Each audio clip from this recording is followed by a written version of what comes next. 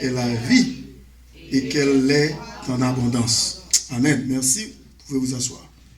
Alors ici, la version seconde dit qu'elle soit dans l'abondance. Une maison spirituelle ou une vie remplie du Saint-Esprit. Quand on parle d'une maison spirituelle, eh bien, ça va de pair avec une vie remplie du Saint-Esprit que nous avons vu. Et disons que dans 1 Pierre chapitre 2, la maison spirituelle, pendant plusieurs dimanches, et nous avons essayé de, sous l'onction du Saint-Esprit, essayer de vous faire comprendre et aussi de vous faire prendre conscience qu'en tant que chrétien, en tant qu'enfant de Dieu, nous ne pouvons pas vivre une vie spirituelle et remplie du Saint-Esprit sans avoir une relation personnelle avec le Seigneur Jésus-Christ. Ça prend tout d'abord, c'est le point de départ de toute vie spirituelle.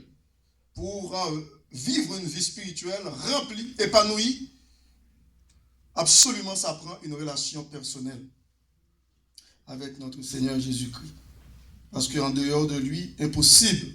Parce que dans Jean 15:5, il dit, sans moi, vous ne pouvez rien faire. Alors ici, dans Jean chapitre 10, eh bien, nous trouvons aussi que Jésus-Christ lui-même, 2000 ans de cela, il parlait à ses disciples. Et aussi, il parlait à la foule qui était massée autour de lui. Et à Jérusalem, eh bien, il disait que le voleur ne vient que pour dérober, égorger et détruire. Alors, avant d'arriver au verset 10, c'est qu'il faut comprendre bien le contexte dans lequel ce passage a été écrit, inséré. C'est que le verset premier dit, en vérité, je vous le dis. C'est Jésus-Christ lui-même qui parle. En vérité, bon, c'est une expression araméenne ou hébraïque, c'est de l'hébreu, qui signifie amen, amen. Lorsque vous dites en vérité, je veux dire amen. Amen, amen, je vous le dis. Celui qui n'entre pas par la porte dans la bergerie, mais qui monte par ailleurs, est un voleur et un brigand. Si vous essayez de passer autre que Jésus-Christ, impossible. Mais celui qui entre par la porte est le berger des brebis. Le portier lui ouvre et la porte, il dit, lui ouvre et les brebis entendent sa voix. Il appelle par leur nom les brebis, par leur nom les brebis. Qui me dit, il connaît tous les noms des brebis qui lui appartiennent. Qui veut dire, notre Seigneur Jésus-Christ connaît tous nos noms, tous les noms qui sont ici, toutes les personnes qui sont ici, qui lui appartiennent, et il les conduit dehors pour les paître, pour les nourrir, bien entendu, pour chercher de beaux pâturages, comme dit psalmiste David dans le psaume 23. Lorsqu'il a fait sortir toutes ses propres brebis, il marche devant elles, et pour qu'elles le suivent, ces brebis-là, et il marche devant elles, et les brebis le suivent parce qu'elles connaissent sa voix. Vous voyez, amen? Parce qu'elles connaissent sa voix. Jésus-Christ de poursuivre, elles ne suivront point un étranger. Pourquoi? Mais elles fuiront loin de lui parce qu'elles ne connaissent pas la voix des étrangers. Jésus leur dit cette parabole, mais ils ne comprirent pas de quoi il leur parlait. C'était bien dommage. Jésus leur dit encore, en vérité, amen, amen, je vous le dis, je suis la porte des brebis. Tous ceux qui sont venus avant moi sont des voleurs et des brigands, mais les brebis ne les ont point écoutés. Amen. Je suis la porte. Si quelqu'un entre par moi, il sera sauvé. Il entrera et il sortira et il trouvera des pâturages. Il faut comprendre comment entrer et sortir dans le sens pour chercher de la nourriture et puis entrer. Le voleur ne vient que pour dérober. Voilà, c'est ça le contexte. Le voleur lui-même, le voleur, eh bien, ne vient que pour dérober. Pour voler, tout d'abord, c'est le premier bagage. Pour dérober, ensuite, égorger, finalement, détruire. Vous voyez? Ça prend le vol, ça prend le vol, et aussi ça prend qui veut dire égorger, non, égorgement, et puis ensuite ça prend la destruction. Il dit pourtant moi, je suis venu afin que les brebis aient la vie et qu'elles soient dans l'abondance. Amen. Bon, ça c'est une vie remplie du Saint-Esprit. Quand la parole de Dieu nous parle, eh bien, d'une vie abondante. Une vie abondante, c'est une vie remplie du Saint-Esprit. Eh bien, cette vie abondante, ici, dans Jean chapitre 10, verset 10, Jésus-Christ, eh bien, donne cette vie à quiconque s'approche de lui, en toute sincérité. Si quelqu'un n'a pas cette vie, eh bien, c'est le temps de réclamer de la part de Dieu en Jésus-Christ cette vie, parce que Jésus-Christ est venu pour nous donner cette vie, et cette vie est une vie abondante. Eh bien, cette vie, c'est une vie remplie du Saint-Esprit, et qui nous donne la puissance et l'efficacité pour témoigner le beau nom de Jésus. Est-ce que vous êtes là? Amen. Cette vie abondante nous donne la puissance et l'efficacité pour témoigner le beau nom de Jésus-Christ. Sans cette vie abondante, c'est impossible vraiment d'être de vrais témoins qui témoignent avec puissance, eh bien, le beau nom de Jésus-Christ. Dans Actes chapitre 1, verset 8, c'est pour cette raison que Jésus-Christ avait parlé à ses disciples d'attendre à Jérusalem. Dans Actes chapitre 1er et verset 8, regardez ce que Jésus-Christ avait dit à ses disciples. Mais vous recevrez une puissance, le Saint-Esprit survenant sur vous, et vous serez quoi? Mes témoins. Pour être de vrais témoins de Jésus-Christ, il faut recevoir quoi? La puissance pour témoigner. Il dit pour témoigner. Mes témoins à Jérusalem, là où vous êtes, dans votre milieu, dans votre parage, chez vous, dans la zone ou dans la ville que vous vivez, où vous vivez. À Jérusalem, ça représente chez nous, chez soi d'abord, pour être de vrais témoins. Et il faut être rempli du Saint-Esprit. Ensuite, dans toute la Judée, d'autres zones qui viennent après, chez nous. Dans la Samarie qui veut dire un petit peu éloigné de chez nous. C'est une façon d'expliquer ce que vous voulez expliquer. Et lorsque nous sommes remplis du Saint-Esprit, tout d'abord, nous allons être des témoins chez nous, et puis nous allons être des témoins aux alentours, et aussi nous allons être témoins dans le monde entier. Et puis, la parole de Dieu nous dit, et jusqu'aux extrémités de la terre. Le verset 9 dit, après avoir dit cela, il fut élevé pendant qu'il le regardait, et une nuée le déroba à leurs yeux. Qui veut dire, Jésus-Christ a fini de livrer ce dernier message avant d'être enlevé au ciel pour laisser ses disciples sur la terre pour continuer le travail. Eh bien, Jésus-Christ est enlevé, mais il a déjà donné le dernier message qu'il devait donner pour que les disciples puissent continuer son œuvre ici-bas sur cette terre. À savoir, il faut d'abord être rempli du Saint-Esprit après avoir accepté Jésus-Christ comme son sauveur et Seigneur personnel. Une vie abondante, c'est une vie remplie du Saint-Esprit et qui donne naissance à une maison spirituelle. Une maison spirituelle, eh bien, c'est forcément une vie remplie du Saint-Esprit. On ne peut pas être une maison spirituelle sans être rempli du Saint-Esprit. Dans Actes chapitre 13, dans verset 44, on trouve aussi des manifestations d'une vie remplie du Saint-Esprit dans Actes chapitre 13, et à partir Actes chapitre 13, verset 44. Ici, je vais vous lire ce passage. Le sabbat suivant, presque toute la ville se rassembla pour entendre la parole de Dieu. Ça, c'est l'apôtre Paul qui était venu visiter cette ville, qui veut dire d'Antioche. Les Juifs, voyant la foule, furent remplis de jalousie et ils s'opposaient à ce que disait Paul en le contredisant et en l'injuriant.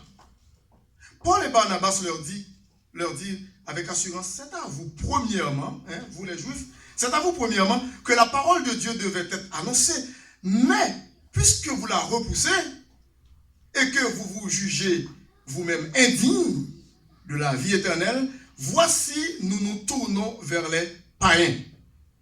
Et verset 47 dit, car ainsi nous l'a ordonné le Seigneur. Je t'ai établi pour être la lumière des nations, pour porter le salut jusqu'aux extrémités de la terre. Et le verset 48 dit, les païens se réjouissent. En attendant cela, ils glorifiaient la parole du Seigneur et tous ceux qui étaient destinés, écoutez, et tous ceux qui étaient destinés à la vie éternelle crurent. Est-ce que vous prenez conscience que vous êtes destiné à la vie éternelle? Oui ou non? Amen. Eh bien, c'est une grâce que Dieu nous a faite. Les païens se réjouissaient en entendant cela. Et le verset 49 dit, la parole du Seigneur se répandait dans tout le pays, fait par des hommes remplis du Saint-Esprit. Deux hommes, Paul et Barnabas. Ils étaient tous les deux remplis du Saint-Esprit. Au point que cela provoquait la jalousie des Juifs de l'époque. Des gens remplis du Saint-Esprit. Vous n'êtes pas encore, vous et moi, nous ne sommes pas encore rendus là pour exciter la jalousie des gens qui ne veulent rien savoir de Jésus-Christ. À un certain moment donné, l'apôtre Paul était roué de coups. Ah oui, on l'a chargé de coups. Le verset 50. Mais les Juifs excitèrent les femmes dévotes de distinction et les principaux de la ville. Ils provoquèrent une persécution contre Paul et Barnabas et ils le chassèrent de leur territoire. Pourquoi? Parce que c'était des hommes remplis quoi? Du Saint-Esprit qui provoquaient l'attroupement. Les gens de cette ville étaient tout en émoi à cause de ces deux personnes remplies du Saint-Esprit.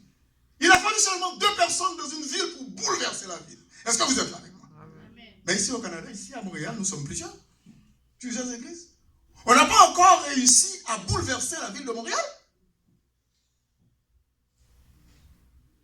Écoutez, ici il dit au verset 51, Paul et Barnabas secouèrent contre la poussière de leurs pieds et allèrent à Icône, tandis que, voilà, les disciples qui étaient, les gens, la foule qui avait reçu la parole de Dieu avec joie, tandis que les disciples étaient remplis quoi? De joie et du Saint-Esprit. Malgré ces épreuves-là, malgré ces persécutions, le fait que ces disciples étaient remplis du Saint-Esprit, eh bien, ils étaient dans la joie. Est-ce que vous êtes là? Dans la joie.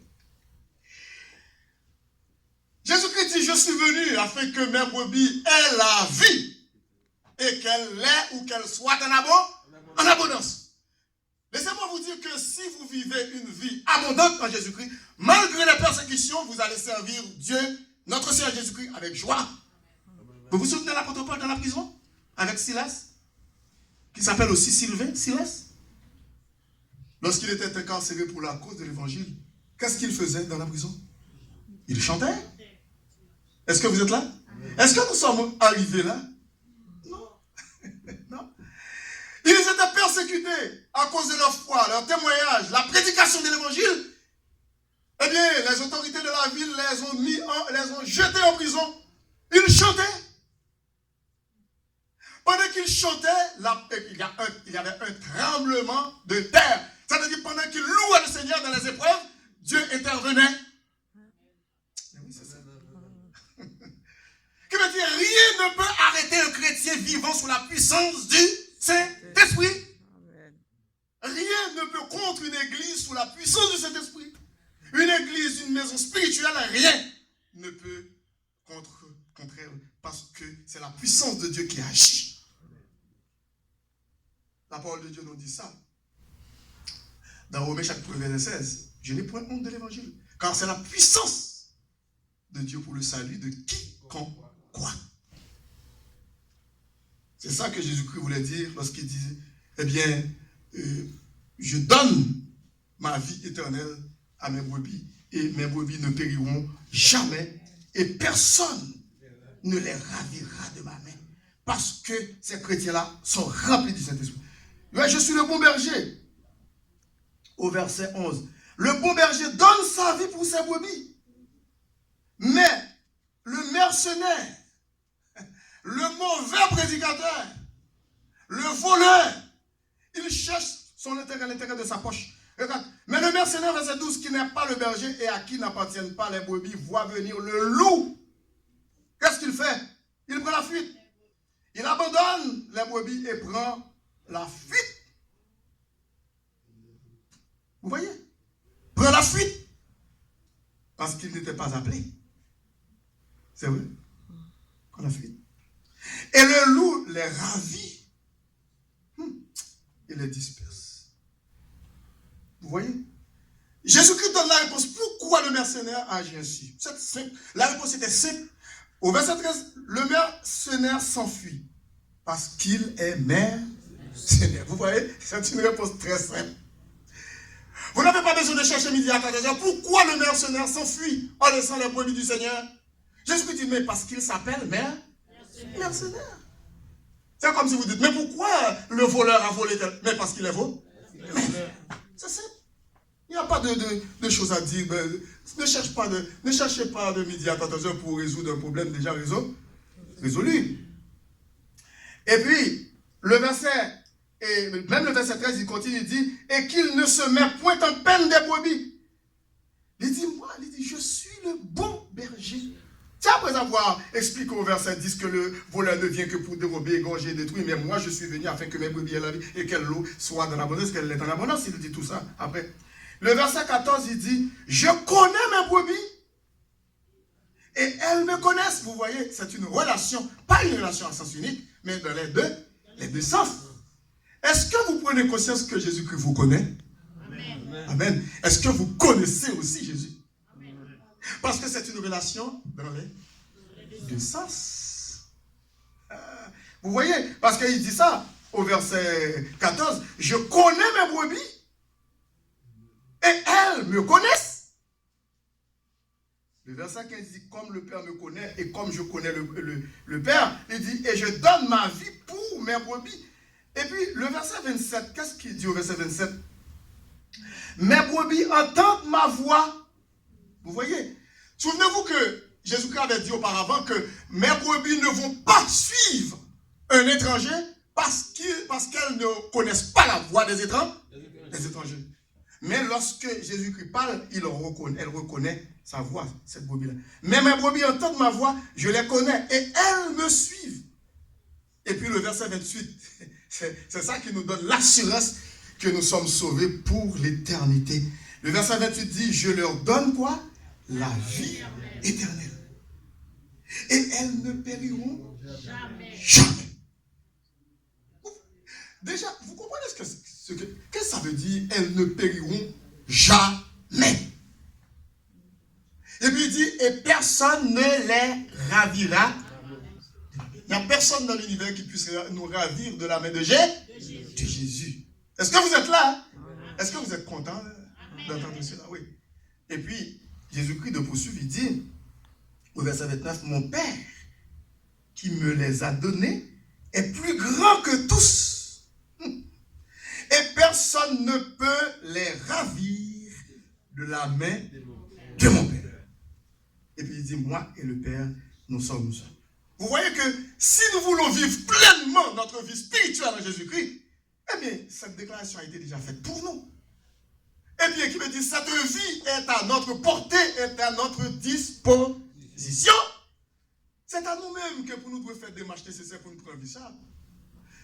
Parfois, les chrétiens pensent qu'une vie abondante ou une maison spirituelle ou un homme spirituel, une femme spirituelle, c'est réservé à une sorte d'élite ou une caste ou peut-être des gens privilégiés dans l'église, soit le pasteur ou soit moniteur, monitrice ou diacre ou...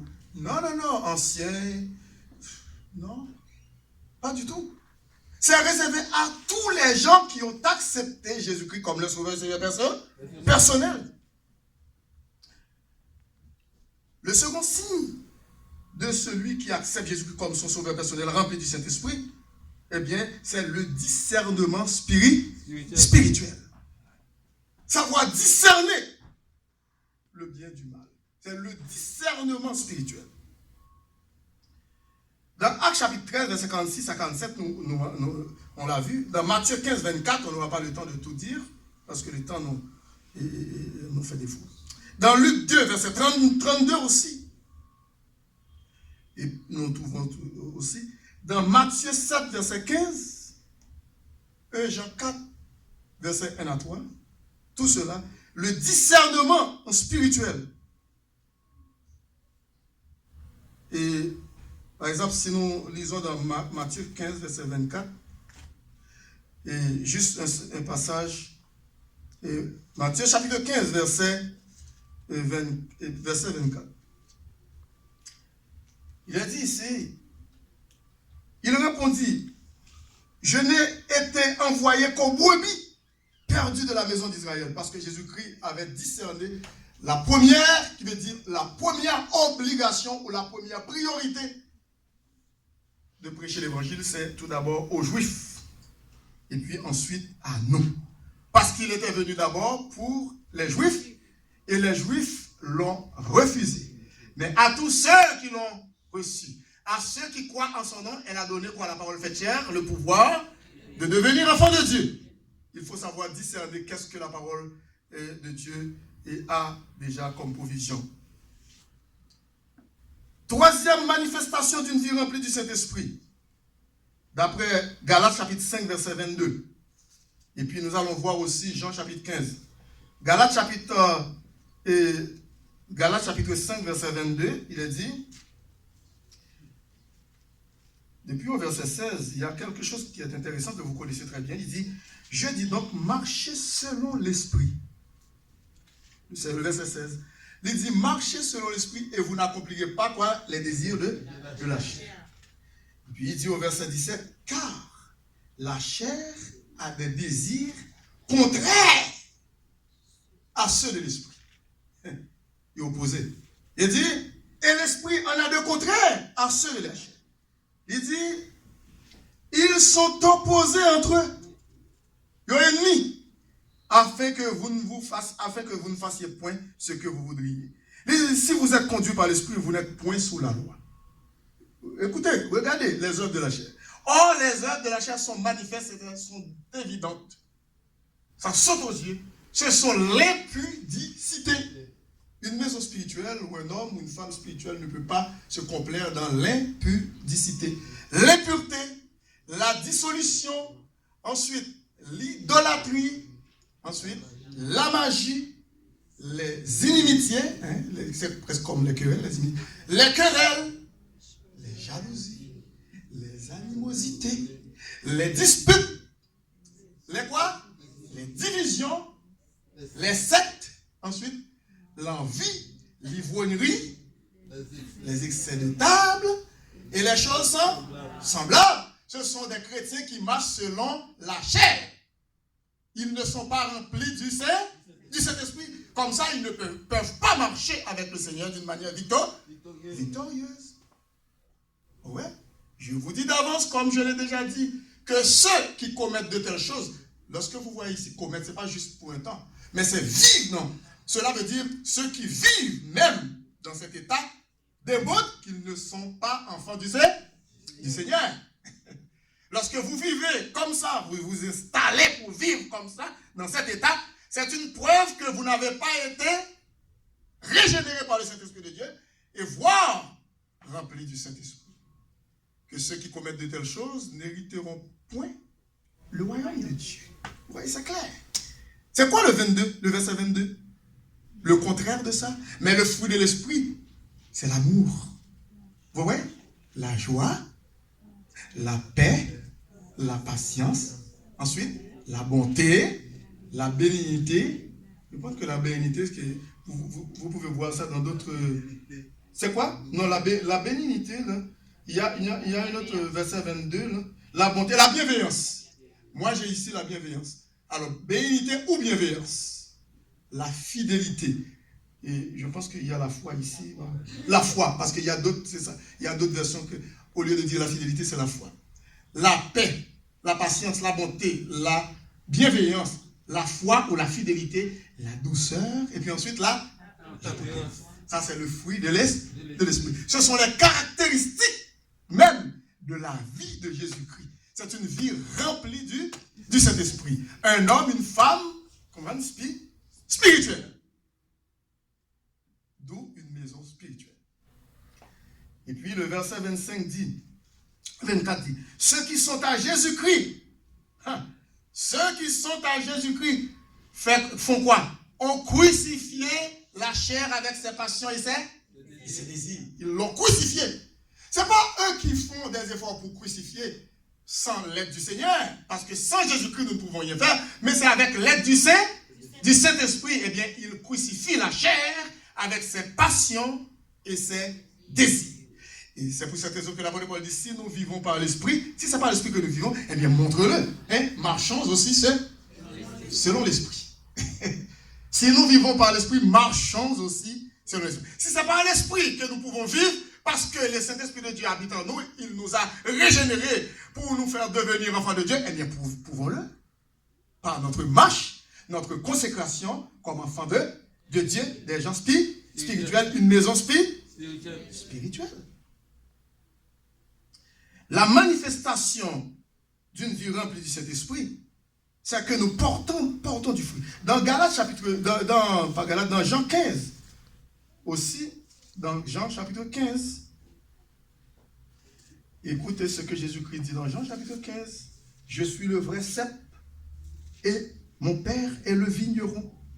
Tout sarment qui est en moi et qui ne porte pas de fruit, il le retranche.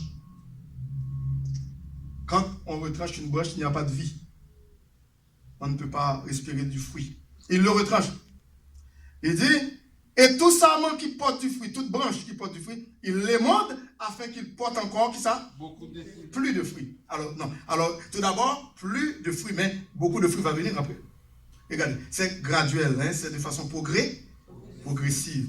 Il dit au verset 3, déjà, vous êtes purs à cause de la parole que je vous ai annoncée. Il dit, demeurez en moi et je demeurerai en vous. Comme le sarment ne peut de lui-même porter du fruit s'il ne demeure attaché au cep, ainsi vous ne le pouvez non plus si vous ne demeurez en moi. Il dit, je suis le cep, vous êtes les sarments. Celui qui demeure en moi et en qui je demeure porte quoi? Voilà, beaucoup de fruits. Tantôt il y a question du fruit, plus de fruits, et ensuite, beaucoup de fruits. Et puis il dit, car sans moi, vous ne pouvez rien faire. Si nous voulons être une maison spirituelle, il faut savoir porter beaucoup de fruits. Il faut passer de l'estade du fruit, plus de fruits, à beaucoup de fruits. Est-ce que vous êtes là? Beaucoup de fruits. Et c'est pour cette raison que, ici, avant de terminer, dans 1 Pierre chapitre 2, pour retourner dans 1 Pierre chapitre 2, nous avons vu notre message, et des messages même, dans 1 Pierre chapitre 2, on vous a parlé de rejeter des choses.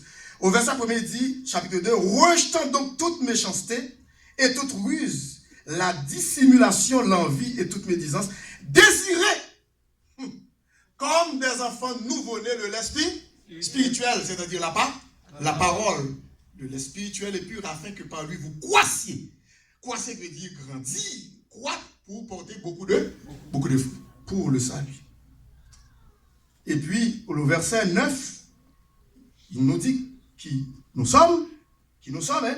Vous, au contraire, vous êtes une race élue, un sacerdoce royal, une nation sainte, une nation sainte, un peuple acquis afin que vous annonciez les vertus de celui qui vous a appelé des ténèbres à son admis. Il dit, vous qui autrefois n'étiez pas un peuple et qui maintenant êtes le peuple de Dieu, vous qui n'aviez pas obtenu miséricorde et qui maintenant avez obtenu miséricorde. Le fait que maintenant nous vivons dans ce monde, nous ne sommes pas encore dans la gloire, nous devons être de vrais témoins de Jésus-Christ remplis du Saint-Esprit. Au verset 11, bien-aimés, je vous exhorte comme étrangers et voyageurs sur la terre à vous abstenir, étrangers, voyageurs, des pèlerins, à vous abstenir des convoitises charnelles que nous avons déjà énumérées dans Galates chapitre 5. Nous venons de lire dans Galates chapitre 5 de Paul. Donc vous abstenez des convoitises charnelles qui font la guerre à l'âme. Ayez au milieu des païens, des gens qui n'ont pas Jésus-Christ dans leur vie, une bonne conduite, un bon témoignage au travail comme à l'école, partout, dans les trains, métro, en autobus, dans les voisinages. Hein? C'est ça. Si nous vivons par l'esprit, marchons aussi selon l'esprit. Ayez au milieu des païens une bonne conduite, afin que là même où ils vous calomnient, comme si vous étiez des malfaiteurs, ils remarquent vos bonnes œuvres. Ah, cette voisine est une chrétienne. Mais oui. C'est pas étonnant la manière dont elle vit. Elle manifeste cela. Il remarque vos bonnes œuvres et glorifie Dieu au jour où il les visitera. Et l'apôtre Paul continue. Il dit, soyez soumis à cause du Seigneur. À toute autorité. Il y a des chrétiens qui n'aiment pas ça, cette partie-là. Établi parmi les hommes. Soit au roi comme souverain. Soit au gouverneur comme envoyé par lui pour punir les malfaiteurs. N'oubliez pas que nous sommes lumière et le sel de la terre. Et pour approuver les gens de bien. Car c'est la volonté de Dieu qu'en pratiquant le bien, mes frères et sœurs, mes bien-aimés dans le Seigneur, vous réduisiez au silence les hommes ignorants et insensés, les gens qui ne connaissent pas Jésus-Christ, étant libres sans faire de la liberté un voile qui couvre la méchanceté, mais agissant comme des serviteurs et des servantes de Dieu. Honorez tout le monde. Écoutez, au verset 17, honorez tout le monde. Ça, c'est tout à fait normal, c'est notre responsabilité. Aimez les frères, nos frères et sœurs. Craignez qu'il est Dieu. Ensuite, honorez les rois. Qui est notre roi ici? Et le premier ministre. Mais oui, il ne dit pas adorer, non. Honorer, respecter, considérer. Est-ce que vous comprenez bien? C'est ça qui... Vous ne dites pas avec vous ça? Mais c'est vrai parce que c'est ça qui va nous démontrer, qui va démontrer au monde que nous sommes différents. Nous sommes des lumières. Est-ce que vous êtes là? Et puis, dans Romains chapitre 13, pour terminer, regarde ce que l'apôtre Paul dit, Romains chapitre 13. Je vais vous lire ce passage, à partir du verset 1er. Que toute personne soit soumise, parce que ça c'est une église remplie de c'est une église spirituelle qui manifeste cela. Que toute personne soit soumise aux autorités supérieures. Car il n'y a point d'autorité qui ne vienne de Dieu. Et les autorités qui existent ont été instituées de Dieu. C'est pourquoi celui qui s'oppose à l'autorité résiste à l'ordre que Dieu a établi. Et ceux qui résistent attireront une condamnation sur eux-mêmes. Ce n'est pas pour une bonne action, c'est pour une mauvaise que les magistrats sont à redouter, les chefs de ce monde. Veux-tu ne pas craindre l'autorité? Fais le bien et tu auras son approbation. Le magistrat, écoutez, le magistrat est serviteur de Dieu. Mais lorsqu'il dit le magistrat est serviteur de Dieu, le maire, le ministre, ou du moins le député, est-ce que c'est dans le sens spirituel? Est-ce que c'est dans le sens spirituel? Non. Dans le sens politique, matériel, des affaires. Dieu avait dans l'Ancien Testament, dans Daniel, appelé Nebuchadnezzar un cruel, un tyran de l'époque, un dictateur, un tortionnaire, mon serviteur. Il l'appelait ainsi, Nebuchadnezzar. Écoutez, le verset, quand il dit le magistrat est serviteur de Dieu pour ton bien. Mais si tu fais le mal, crains, car ce n'est pas en vain qu'il porte l'épée, étant serviteur de Dieu, pour exercer la vengeance et punir celui qui fait le mal.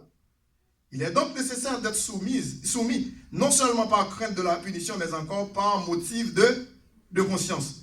Bon, il y a cette partie que c'est pas, peut-être, je ne sais pas s'il y a tous les chrétiens qui aiment ça. C'est aussi pour cela que vous payez quoi? Oh, que vous payez quoi? Ben oui. Vous voyez, quelques années de cela, il y a une secte aux États-Unis qui s'appelle Moon. Je pense que c'est un Chinois, un Coréen. Et puis il dit, bon, écoute, moi, je ne vais pas payer l'impôt aux États-Unis parce que ceci, parce que cela. C'est comme si pour lui, ce n'est pas biblique.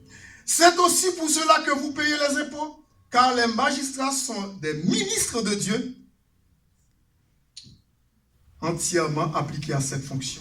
Rendez à tous ce qui leur est dû, l'impôt à qui vous devez l'impôt, le tribut à qui vous devez le tribut, la crainte à qui vous devez la crainte, l'honneur à qui vous devez l'honneur. Pour être une maison spirituelle, il faut être différent dans ce monde. Il faut se conformer selon les principes bibliques, selon la parole de Dieu pour avoir cette puissance que Dieu nous demande d'avoir pour pouvoir témoigner son bon nom. Partout côté nous. Vous connaissez des chrétiens qui ne sont pas fidèles dans le travail? Vous connaissez des chrétiens qui... Et ça qui arrive, que vous tentez, soit par, pas des choses dans le travail. Ça peut arriver. Il faut faire très attention. Parce que Dieu vous voit. Est-ce que vous êtes là? Il voit. Si on est un chrétien qui n'est pas fidèle dans le travail, écoute, même si pas trop, pas ouais. Mais bon Dieu, ouais. Ou a perdu récompense au jour là-haut. Et puis, si vous mettez au dehors, si vous connaissez où.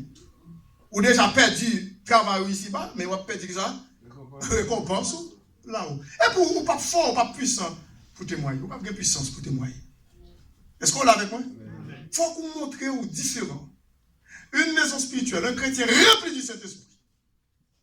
Eh bien, c'est un chrétien qui n'est pas comme les gens de ce monde. C'est un citoyen des cieux. Même étant vivant ici-bas, mais nous savons qu'un jour, nous serons dans le ciel. Parce que nous sommes citoyens des cieux, pendant que nous vivons ici-bas. Parce que notre cité permanente est dans les cieux. Nous n'avons point de cité permanente ici-bas sur la terre, comme dit Hébreux chapitre 13. Mais nous cherchons celle qui est à venir. Que les Seigneur vous bénisse. Amen.